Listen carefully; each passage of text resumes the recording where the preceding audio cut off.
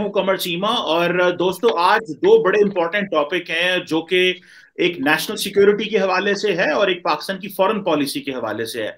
और इससे पहले कि मैं नेशनल सिक्योरिटी की बात करूं, क्योंकि इस वक्त हुकूमत पाकिस्तान ने एक नई नेशनल सिक्योरिटी पॉलिसी लॉन्च कर दी है जिसको कहा जा रहा है कॉम्प्रिहेंसिव नेशनल सिक्योरिटी फ्रेमवर्क।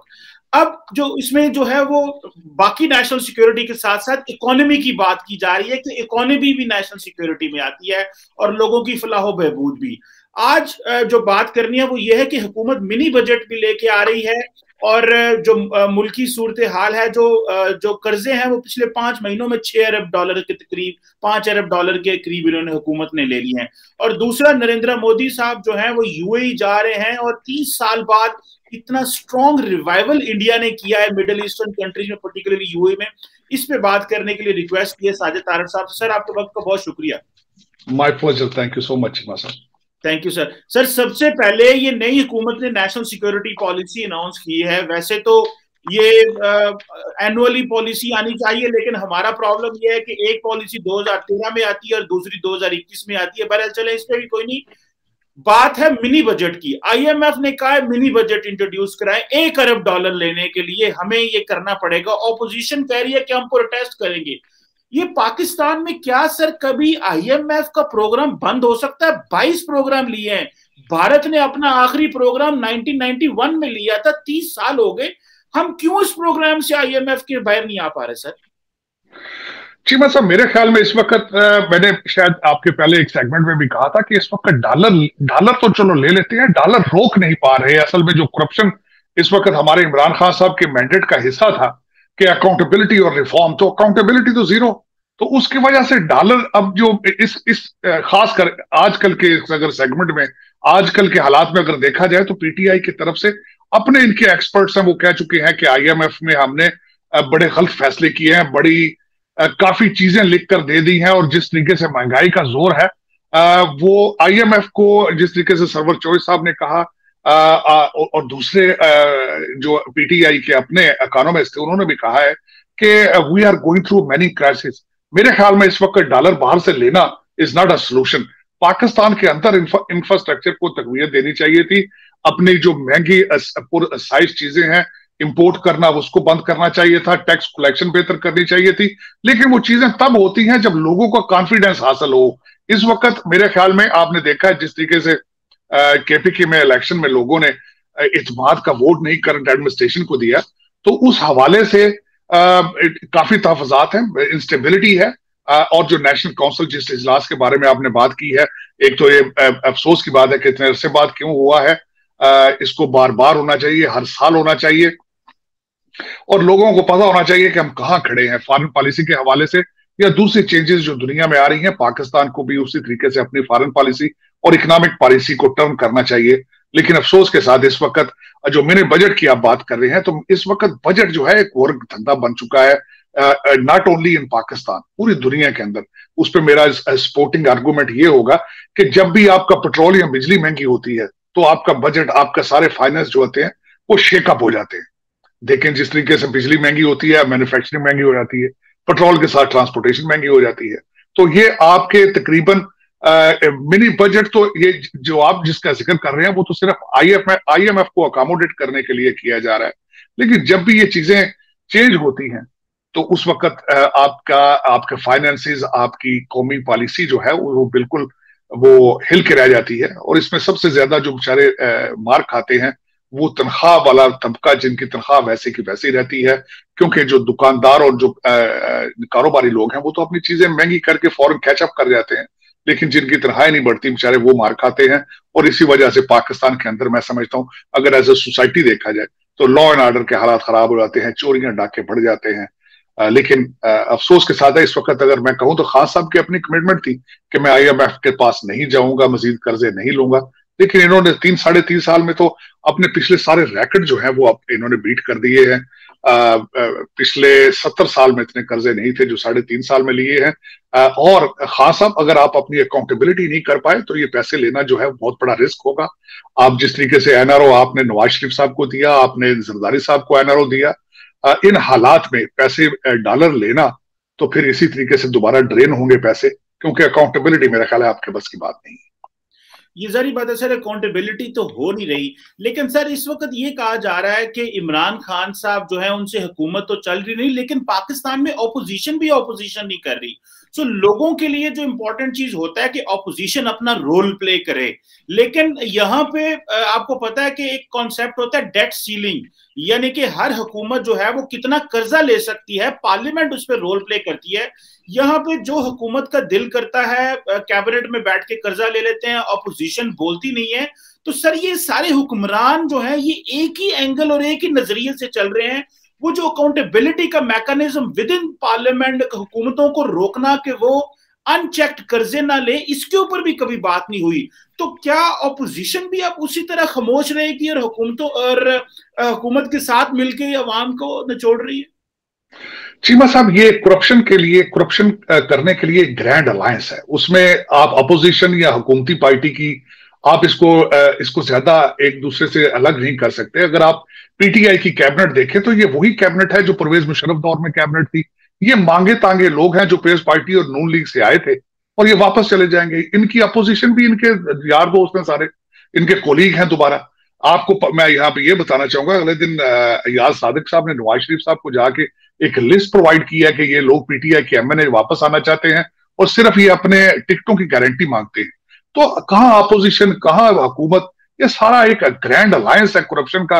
मुल्क को लूटना, अवाम को बेवकूफ बनाने का एक एजेंडा है और उस पर चलते रहेंगे ये पिछले 73 साल से। आज देखें वही हो रहा है जो सिकंदर मिर्जा, अयूब खान दौर में हो रहा था। बिल्कुल उसी तरीके से पूरा सिस्टम चल रहा है। आज अफसोस की बात यह है कि ये सारे पाकिस्तानी हैं लेकिन पाकिस्तान के बारे में सीरियस नहीं है, चाहे वो किसी भी पार्टी से हो। पार्टियां बदलना तो पाकिस्तान में बिल्कुल इसी तरह है। एक भाई जो है वो आपका नून लीग का लीडर है, एक भाई आपका पीटीआई का लीडर है। सुबह एक दूसरे के खिलाफ गालियां दे रहे होते हैं, शाम को इकट्ठे होते हैं। तो ये एक गोरख धंधा बन चुका है। ये एक टोपी ड्रामा है जो लोगों को बस सुख का जो है वो सांस नहीं लेना देती, क्योंकि अलायंस है, करप्शन का अलायंस है। इसमें आपके कई ब्यूरोक्रेसी और अदलिया और सारी चीजें आप देख लें। आपके जजों की अपॉइंटमेंट का प्रोसेस देखें तो वो अपने मर्जी के लोगों को अपॉइंट करते हैं, उनसे मर्जी के फैसले लेते हैं। आपके वो जो शमीम साहब हैं उनकी अपॉइंटमेंट देखिए, जिस तरीके से वो कराची में किस तरीके से अकोमोडेट करते थे लोगों को और उनको रिवार्ड दिया गया और उनको चीफ बनाया गया जज बिल्तिस्तान का, और वो उन्होंने वही किया, उसकी रिटर्न दे रहे हैं। उन्होंने हल्फिया बयान दिया जो आज भी नवाज शरीफ साहब की जेब में है। तो आप इनको देखें तो क्या नजर आता है? इसमें कोई फ्यूचर नजर नहीं आता जब तक पाकिस्तानी लोग खुद सीरियस नहीं होंगे। मैंने बार बार, क्योंकि मैं ओवरसीज पाकिस्तानी हूं, बाहर रहता हूं, इनके आपके सियासतदानों के और दूसरे लोगों के लल्ले तल्ले जब देखता हूं यहाँ अमेरिका और लंदन में, तो मैं सिर्फ इस कहने पे मजबूर हो जाता हूं कि पाकिस्तान को पाकिस्तानी सियासत जान चाहिए, जिनका इंटरेस्ट मरना जीना पाकिस्तान के साथ हो। यहाँ पे आपकी एक तबका है 10-15 हजार लोगों का जिनका इंटरेस्ट अमेरिका और जिनकी आमदन भी डॉलर में होती है, वो पाकिस्तान के फायदे के कोई फैसले नहीं कर पाते, क्योंकि उनके बजट जो है वो रुपयों में नहीं होते। इसी वजह से अभी तक आपका इस्लामाबाद से चीखें हैं वो उनको सुनाई नहीं दे रही जो सारे पाकिस्तान से आ रही हैं। इस वक्त आप देखें, आपके पेट्रोलियम, आपकी बिजली के बिल आप देखें, आप आटे चीनी के क्राइसिस देखें, बिजली के क्राइसिस देखें।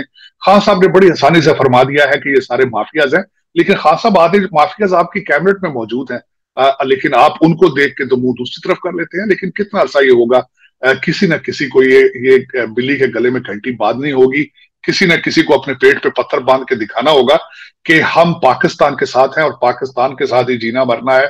उनको अपनी बाहर की प्रॉपर्टियां डिक्लेयर करनी पड़ेंगी, बताना पड़ेगा। अभी तक तो आपके 15-20 हजार लोगों के या बच्चे फॉरेन नेशनल हैं या उनकी बीवियां फॉरेन नेशनल हैं, वन वे टिकट वो जेब में रखते हैं कि किस वक्त जाना पड़ जाए। तो इन हालात में पाकिस्तान के लिए फैसला कौन करेगा? ये तो फिर किसी मर्द मोमन पाकिस्तानी का ही हक बनेगा जो पाकिस्तान के साथ जीना मरना अपना पसंद करेगा या उसकी ख्वाहिश होगी, वही से इसको रेस्क्यू कर सकेगा। अभी तक उसमें कहते हैं there is no sight in relief. Unfortunately mini budget doesn't mean anything. ये एक डॉक्यूमेंट्री प्रोसेस है बजट। आईएमएफ को खुश करने के लिए पैसे लिए जाएंगे और उन पैसों का, मैं आज तक जो पिछले कर्जे हैं, जो मैं एक क्वेश्चन मार्क है यहाँ पे, चीमा साहब, जो आज तक जो कर्जे पिछले लिए गए हैं उनसे कोई स्कूल बने हैं, उनसे कोई हॉस्पिटल्स बने हैं, उनसे कुछ सड़कें बनाई? सड़कें तो आप जाके आपका मोटरवे तो कोरिया ने बना के दिया था, वो आपके तो पाकिस्तानी रुपयों का बना ही नहीं था। दूसरे अभी जो सड़कें बना रहा है वो चाइना बना रहा है, वो आपके साथ, वो उनके साथ दूसरे वो जो BRI उसके तहत बन रहे हैं। मुझे तो ये समझ नहीं आती, ये कर्जे लेके क्या करेंगे, कर्जे लेके ये इस तरह फिर मैं वो बार बार ये पाकिस्तान बैशिंग के उस उभरे में जाता है। बल्कि मैं ये कहना चाहूंगा, आज तो मैं बल्कि ये बताऊंगा पाकिस्तान के बारे में, अक्सर मेरे दोस्त ये कहते हैं कि शायद तुम पाकिस्तान बैशिंग करते हो। इसमें मेरा कसूर ये है कि मादरे मिलत के लिए अच्छी ख्वाहिश रखना, मैं समझता हूँ कि कोई जुर्म नहीं है। आज मैं बल्कि यहाँ इस पे मुनीर नाजी साहब का एक शेर आपको बताना चाहूंगा। बेख्याली में यूं ही बस एक इरादा कर लिया, बेख्याली में यूं ही बस एक इरादा कर लिया, अपने दिल के शौक को हद से ज्यादा कर लिया। तो उसमें ये एक शौक है, एक मादरे मिलत है। वी आर रिजेक्ट, हमें देखें, आई केम हियर 36 ईयर्स अगो, और अभी तक मैं समझता हूँ पाकिस्तान में रहने वाले पाकिस्तानियों को इतना पाकिस्तान के हालात के बारे में नहीं पता होगा जितना मैं खुद कोशिश करता हूं कि देखो कि पाकिस्तान के हालात कैसे हैं। और बिलखसूस वाशिंगटन DC में बैठ के ये देखना मेरी मजबूरी बन गया है, क्योंकि मैं देखता हूं कि बांग्लादेश किस तरीके से आगे जा रहा है, इंडिया किस तरीके से आगे जा रहा है। जिस तरह आपने पहले ओपनिंग में कहा कि मोदी साहब दुबई जा रहे हैं, और जिस तरीके से उनके रवाबत दुनिया में बढ़ रहे हैं, क्वाड पे क्वाड वो बना रहे हैं, जिस तरीके से वो, और आपकी फॉरेन पॉलिसी सिर्फ आपके पाकिस्तानी अगर फॉरेन रिलेशनशिप या आपकी पॉलिसी के बारे में बात की जाए तो आपके रिलेशनशिप सिर्फ डॉलर बेस है। जिन मुल्कों से डॉलर ना मिले आप समझते हैं हमारे उसके साथ कोई बायलैटरल रिलेशनशिप नहीं है। अगर आप चाइना से पैसे मिल रहे हो तो आप कहते हैं कि हमारी हिमालय से चाइना से बड़ी दोस्ती है। अगर अमेरिका के साथ है तो फिर आप अफगान वार में उनको हद से ज्यादा आगे ले जाते हैं, आप अपनी हर चीज उनको आप शमसी हवाई अड्डे देते हैं। लेकिन ये कि जिन लोगों के साथ रिलेशनशिप नहीं है, जिनसे पैसे नहीं मिलते, आप समझते हैं हमारे we don't have any relationship. और इस स्पेस पे अगर देखें, दुबई की जब आप बात कर रहे थे, सिर्फ दुबई उसमें अकेला नहीं है। इस वक्त जो ममालिक हैं वो अपने इंटरेस्ट बेस्ड डिसीजन लेते हैं। 7 ममालिक ने मोदी साहब को हाईएस्ट अवार्ड दिए। ओआईसी में उन्होंने उनके फॉरेन मिनिस्टर को बुला लिया। कश्मीर पे आपने उनसे कहा इजलास करने के लिए, तो वो आपसे नाराज हो गए सारे। तो इन गिवन हालात में अगर देखा जाए, अच्छा यहाँ पे आपने इस्लामाबाद में जो मीटिंग की है, it was a Saudi initiative. Saudi Arabia ने कहा था कि उस पर मीटिंग की जाए अफगानिस्तान पे, लेकिन देखा जाए तो उसमें से रिजल्ट क्या निकला है? कोई पैसा उसमें नहीं आया। मैं समझता हूं कि बल्कि पाकिस्तान को आपने पाकिस्तान के सोर्सेज को मजीद जाया किया। अगर आपको पता था कि उनकी इस माली हैसियत में आप उसकी मदद नहीं कर सकते, तो ये इजलास ही बाद में करना चाहिए था, लेकिन उसको पहले किया गया। इंडिया का देखें दूसरी तरफ से वो किस भरपूर तरीके से आपको काउंटर करने की कोशिश करते रहे हैं। 3 ममालिक के फॉरेन मिनिस्टर उन्होंने इंडिया में बुला लिए जिनकी सरहदें अफगानिस्तान के साथ मिलती थी। हालांकि होना यह चाहिए था कि वहां पे वो नुमाइंदे भेजते और फॉरेन मिनिस्टर यहाँ आते, लेकिन वाइस वर्सा हुआ। और फिर उसके बाद मोदी साहब अब दुबई जा रहे हैं। इंटरनेशनल लेवल पे अगर देखें कि किस तरीके से इंडिया अपनी फॉरेन पॉलिसी जो है वो उसको मसल फ्लेक्स कर रहा है, मैं ये समझता हूं कि अगर आप खुद कुछ चीजें इजाद नहीं कर सकते, इनोवेशन नहीं है, तो कॉपी जरूर करनी चाहिए। इस वक्त भी मैं हमेशा ये ख्वाहिश करता रहा हूं कि खान साहब को भी चाहिए बाहर फॉरेन दौरों पे जाएं, हमारे फॉरेन मिनिस्टर साहब को चाहिए कि फॉरेन पॉलिसी की एडवोकेसी करें, लेकिन सबसे पहले अपनी फॉरेन पॉलिसी स्टैब्लिश करें। एक अपना फैसला कर लें कि आपने अगर डेमोक्रेटिक समिट के अंदर रिफ्यूज करके आप चाइना के कैंप में गए हैं तो स्टिक करें उसके साथ। इस वक्त आपको पता है चाइना की आपके साथ रिलेशनशिप ठीक नहीं है, क्योंकि वो आपसे पैसे मांग रहे हैं मिलियंस के हिसाब से। आई बिलीव $76 मिलियन वो मांग रहे हैं, जो उनके 10 बंदे मरे थे। और आपका BRI इस वक्त जो वो मंसूबा है वो रुक चुका है बिल्कुल। आपको चाहिए इन चीजों पे काम करें, चाइना के कैंप में जाएं, उनको राजी करें और आगे बढ़े। ये बजाय कि IMF का पैसा, पहले जिस तरह आपने बताया कि इतने बड़े हम 22 प्रोजेक्ट कर चुके हैं, अगर उन 22 प्रोजेक्ट्स में से हमने कुछ गेन नहीं किया, वो 22 प्रोजेक्ट्स के डॉलर जो है वो हमारे जनरल मैसेज तक नहीं पहुंच सके, तो आज कौन सी गारंटी है जो पैसे बाहर से आएंगे वो जनरल मैसेज के वेलफेयर पे जाएंगे? तो इसलिए ये पाकिस्तान को चाहिए, पाकिस्तान के डिसीजन मेकर्स को चाहिए कि वो अपनी फॉरेन पॉलिसी पे तवज्जो दें, और ये बाहर से पराडो और जो आईफोन है इसकी इंपोर्ट जो है इसको बंद करें कुछ अरसे के लिए। ये जो लल्ले तरल्ले हैं बहुत हो चुके हैं, अब प्लीज कुछ अरसे के लिए पाकिस्तान को सीरियस होना पड़ेगा।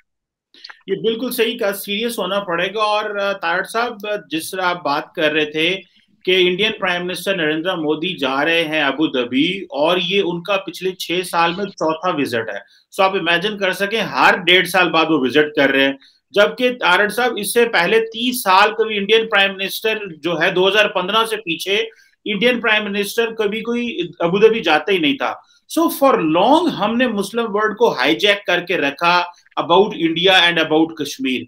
अभी की पोजीशन ये है कि वो इंडिया जो है वो अबू धाबी को और मिडिल ईस्टर्न कंट्रीज को कह रहे हैं एक्सटेंडेड नेबरहुड, जो इंडिया है हमारी एक्सटेंडेड नेबरहुड है, जबकि हम जो है वो जाते हैं वहां पे कि साढ़े वीजे बंद कर छड़े, साढ़े वीजे खोलो। So there is difference. So हमें क्या करना होगा कि हमें जो मिडिल ईस्टर्न जो हमारे भाई हैं, देखें आज भी मिडिल ईस्टर्न ममालिक जो हैं सऊदी अरब और यूएई पाकिस्तान की बड़ी मदद करते हैं, गो के हमारी कमजोरियां, लेकिन वो पाकिस्तान के साथ खड़े होते हैं जब हम उन्हें कहते हैं, हमारी साथ देते हैं। पर ये कब तक कटोरा लेके घूमते रहेंगे? अभी तो हमारे नेशनल सिक्योरिटी एडवाइजर ने तारड़ साहब कह दिया है कि जो मांगने वाले होते हैं उनको कोई नहीं देता। सो हमें ये अपनी ओरिएंटेशन कैसे बदलनी होगी कि हमने जो मुस्लिम ममालिक को रोक के रखा, आज वो मुस्लिम ममालिक जो है वो इंडिया के साथ चले गए, बल्कि कश्मीर में तो दुबई की गवर्नमेंट इन्वेस्टमेंट कर रही है। सो हमें ये जो फ्रेमवर्क है कि हमें जो मुस्लिम ममालिक हैं कि हम वहां पे जाके रिक्वेस्ट कर रहे हैं हमारे वीजे दे दें, और वो जाके एक्सटेंडेड नेबरहुड, और जो 3.3 मिलियन इंडियन डियास्पोरा इस वक्त अबू धाबी में है, तो आप इसको कैसे देखते हैं? हमें क्या करना पड़ेगा अबू धाबी को दोबारा री इंगेज करने के लिए?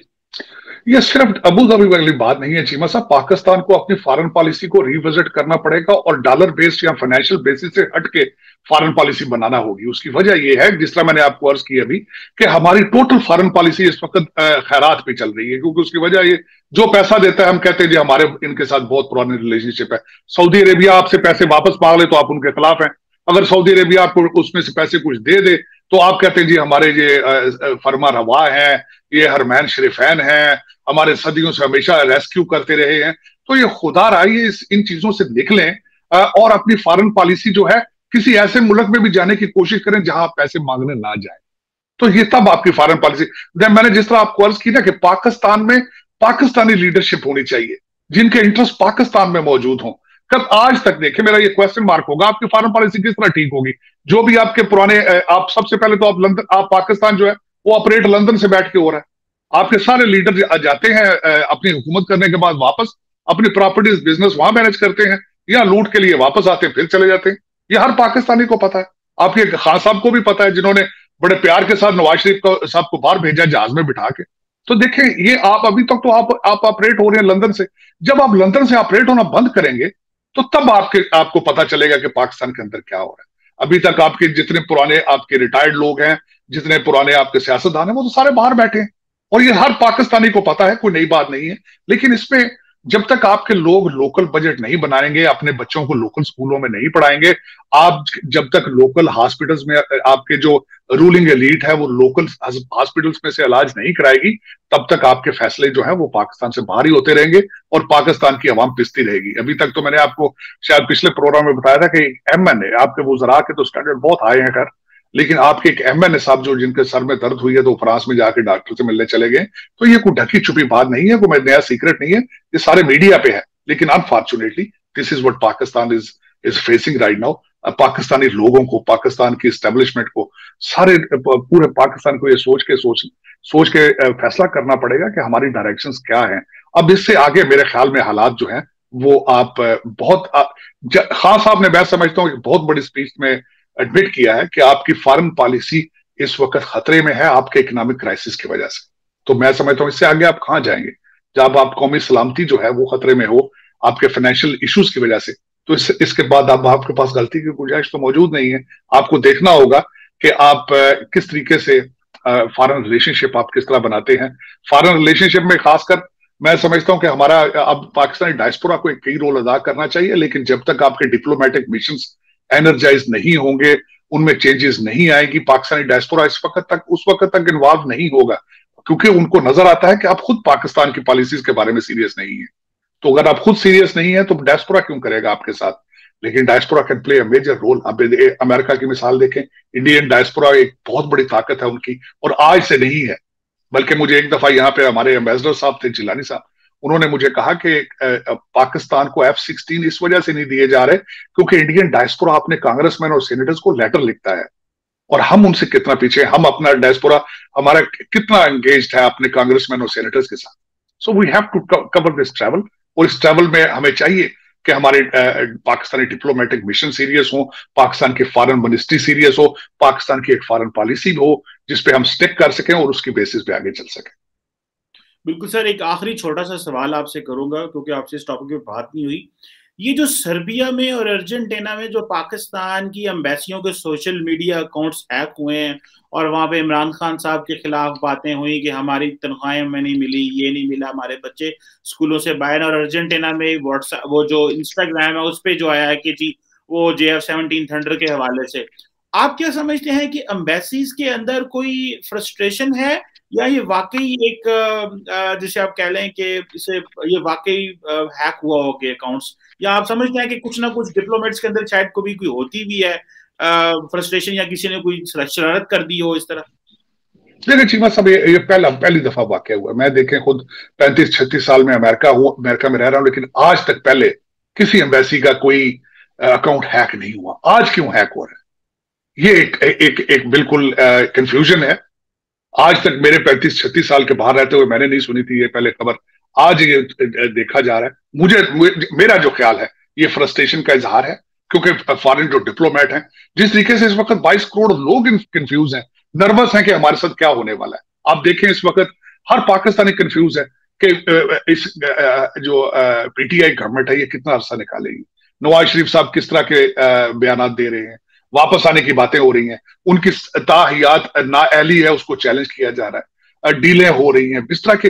तो बिल्कुल आप देखें डिप्लोमेट भी तो अल्टीमेटली पाकिस्तानी है, उनकी भी फ्रस्ट्रेशन है। लेकिन ये मेरा एक और दूसरा क्वेश्चन है, ये सिर्फ पाकिस्तानी एम्बेसियों के अकाउंट क्यों हैक हो रहे हैं, बांग्लादेशियों के क्यों नहीं हैक हो रहे, इंडिया की एम्बेसियों के क्यों नहीं हैक हो रहे, इजराइल की एम्बेसियों के हैक क्यों नहीं हो रहे? ये सिर्फ पाकिस्तान की एम्बेसियों में से इस तरह का रिएक्शन आ रहा है, ये एक क्वेश्चन मार्क है।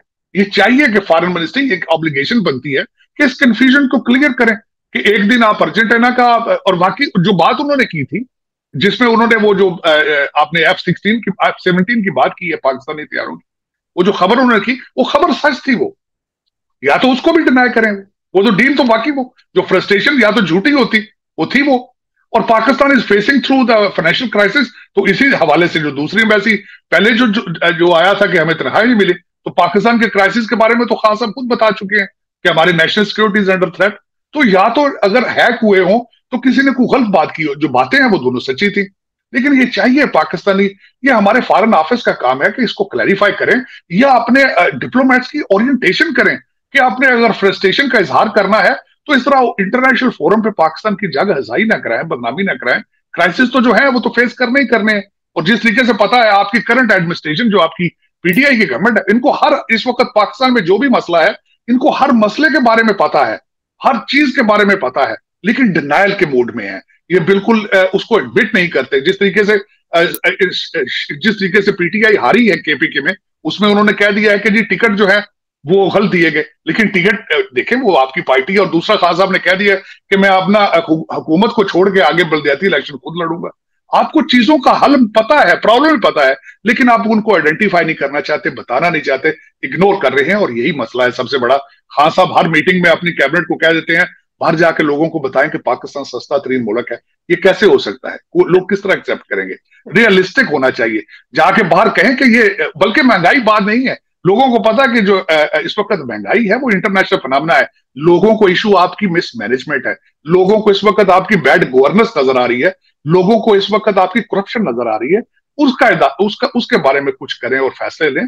वरना एम्बेसियों की बात जो आपने चीमा साहब कही, मुझे उनमें दोनों बातें जो थी, दोनों के पीछे तकवीत नजर आती है। और दूसरा क्वेश्चन ये था कि सिर्फ पूरी दुनिया में से आपके अकाउंट क्यों हैक हो रहे हैं, दूसरी एम्बेसियों के अकाउंट हैक क्यों नहीं हो रहे? बिल्कुल सही है। ये इस पे जारी बात है, फॉरेन ऑफिस को एक क्लियर कट जो अप्रोच लेनी चाहिए, वरना जग हंसाई होती है और लोग इस पर मजाक भी करेंगे।